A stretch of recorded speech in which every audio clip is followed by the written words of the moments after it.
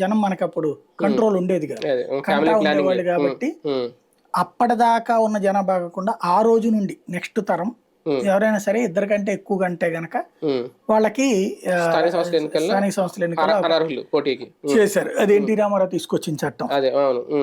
ఇప్పుడు ఏంటంటే జనాభా సంఖ్య తగ్గిపోయింది. దక్షిణాది రాష్ట్రాల్లో ఇట్లాంటి పద్ధతులు పాటించడం వల్ల ఇక్కడ జనం తగ్గిపోయారు. ఇప్పుడు కేంద్రం ఇచ్చే నిధులన్నీ కూడా రాష్ట్రం ప్రాతిపదికన కాకుండా, భౌగోళిక స్వరూపం ప్రాతిపదికన కాకుండా జనాభా ప్రాతిపదికన ఇస్తారు. దక్షిణాది రాష్ట్రాల్లో జనాభా తగ్గిపోవడం వల్ల నిధుల షేరింగ్ తగ్గిపోయింది. ఉత్తరాది రాష్ట్రాల్లో జనాభా ఎక్కువ ఉండటం వల్ల నిధుల షేరింగ్ పెరిగింది.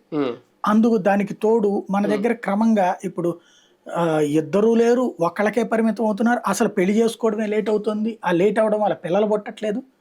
దీనివల్ల రకరకాల సమస్యలు వస్తాయి. దాన్ని దృష్టిలో పెట్టుకుని ఈ కొత్త కాన్సెప్ట్ తెర మీదకి తీసుకొచ్చారు అన్నమాట. దాని ప్రకారం అంటే ఇప్పుడు మనకి వృద్ధుల సంఖ్య పెరుగుతుంది. మనకు కూడా 2040-50 నాటికంటే 2000 ఫస్ట్ అయితే చైనా పడిపోతుంది, యూరప్ దేశాలు దెబ్బతినబోతున్నాయి. జపాన్ లాంటి వృద్ధుల సంఖ్య పెరిగిపోయి 70-80% వృద్ధులే ఉండే పరిస్థితి అవుతుంది. మన దగ్గర ఆ పరిస్థితి 50కి వస్తుంది, 2050కి.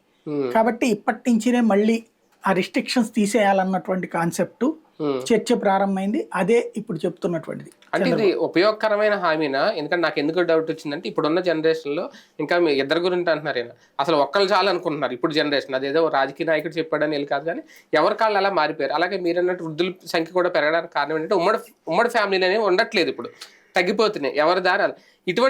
ఇటువంటి హామీలు ఏదో నామ మాత్రమేనా? నిజంగా ఇప్పుడు ఏదో పిల్లల్ని పొలవమని కానీ ఎవరైతే కనియట్లేదు కదా, ఎందుకు ఈ హామీ పెట్టారని ప్లానింగ్ ఏంటి?